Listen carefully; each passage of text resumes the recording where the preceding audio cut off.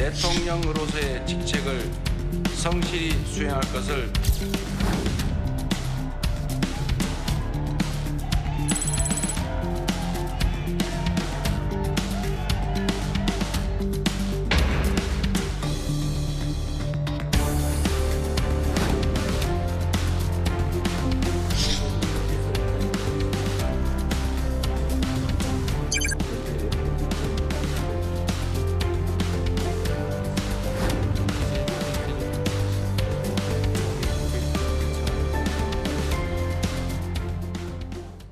네, 어제부터 이재명 대통령이 취임해서 임기가 시작됐습니다. 이 대선 기간에 논란이 많았습니다만 이재명 대통령이 받고 있던 이 5개의 형사재판은 어떻게 되는 건지, 또 이 대통령이 선거운동 기간 동안 목소리를 높여온 검찰개혁과 사법개혁은 어떻게 추진될 것인지 알아보겠습니다.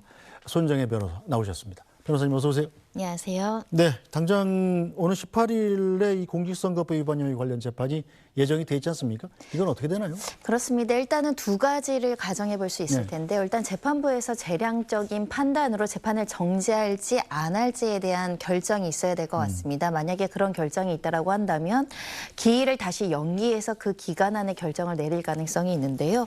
현재로서는 그 5개 재판이 계류 중인데 모두 네. 정지될 가능성도 배제하기는 어려운 상황입니다.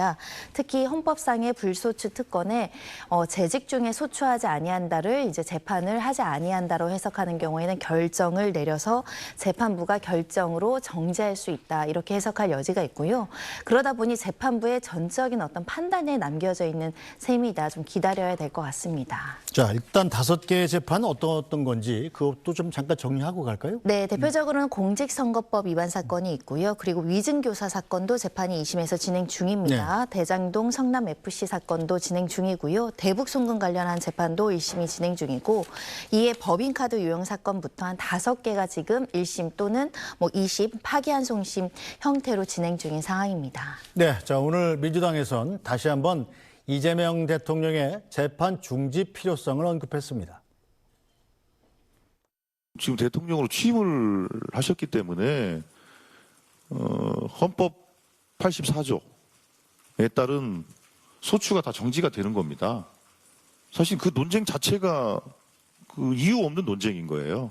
법원이 헌법 정신에 대해서 따라서 재판을 중지하면 되는 일입니다. 그런데 이 문제 가지고 자꾸 아닐 수도 있다라고 자꾸 주장을 하니까 우리가 형사법 개정까지도 검토를 하고 있었던 거 아니겠습니까? 네, 자, 지금 민주당에서 검토 중이라는 법 개정안은 어떤 내용들이죠? 네, 형사소송법입니다. 네. 헌법에는 조금 다소 해석의 여지가 남겨있는 불소추 특권에 대한 어떤 해석을 둘러싼 이견들이 존재하다 보니까 아예 법률을 개정해서 형사소송법에서 대통령으로 당선된 때부터 그리고 임기가 종료될 때까지는 결정으로 공판 절차를 의무적으로 정지하는 조항을 개정하겠다라고 이제 개정안을 밝힌 것인데요.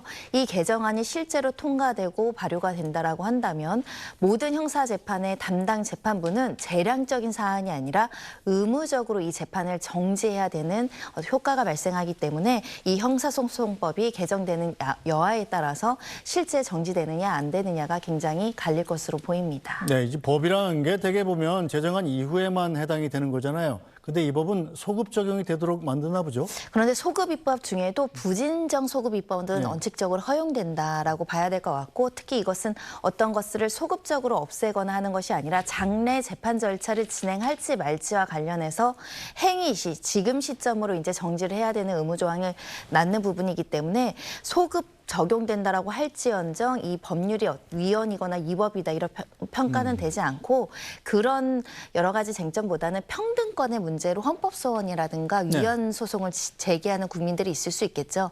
대통령만 과도한 특혜를 준다, 이런 헌법에 대한 여러 가지 어떤 청구나 주장은 있을 여지가 있습니다. 자, 그렇다면 이재명 대통령이 5년의 임기를 다 마치고 나면 다시 재판이 속개가 되는 겁니까? 만약에 정지됐다라고 한다면 대통령 신분을 벗어나는 즉시 이 재판은 진행이 돼야 되는 것이고 또 정지된 기간 동안 공소시효도 진행되지 않는다고 해석하는 것이 바람직하기 때문에 임기가 끝나면 다시 재판을 진행해야 된다라고 봐야 될 것 같고요.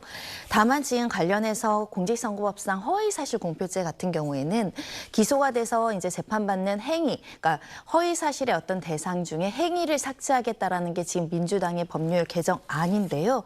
이 개정안이 통과된다라고 한다면 실제로 법령의 개폐로 인해서 이 형이 폐지된 경우에는 우리 법에서는 면소 판결하도록 되어 있습니다. 예. 그러니까 법률 개정이 있게 되는 경우에는 처벌받지 않고 재판하지 않고 면소 판결을 받게 될 수 있습니다. 네, 자 어제 이재명 대통령이 약식 취임식을 갖고 이 국회에서 이제 국회의장과 야당 대표들하고 같이 오찬을 했잖아요.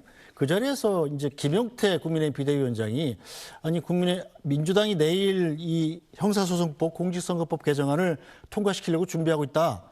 이거 어떻게 생각하냐 이러면 안 된다 이렇게 항의도 했었는데 민주당 오늘 이거 통과 안 시켰어요? 야당 입장에서 이제 비판적 목소리를 네. 전달했다 이렇게 볼 수 있을 것 같고요. 일단 법사위원장은 조속하게 처리하겠다라고는 했지만 여러 가지 이제 여론의 어떤 흐름 그리고 야당의 비판 또 입법 독주를 한다는 여러 가지 어떤 우려의 목소리를 반영해서 속도 조절을 하고 있는 것으로 보입니다.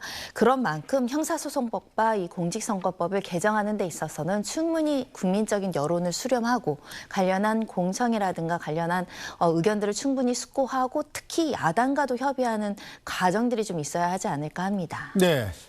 법조인으로서 이 두 법안의 개정안 어떻게 평가하십니까? 일단 형사소송법과 공직선거법 두 가지거든요.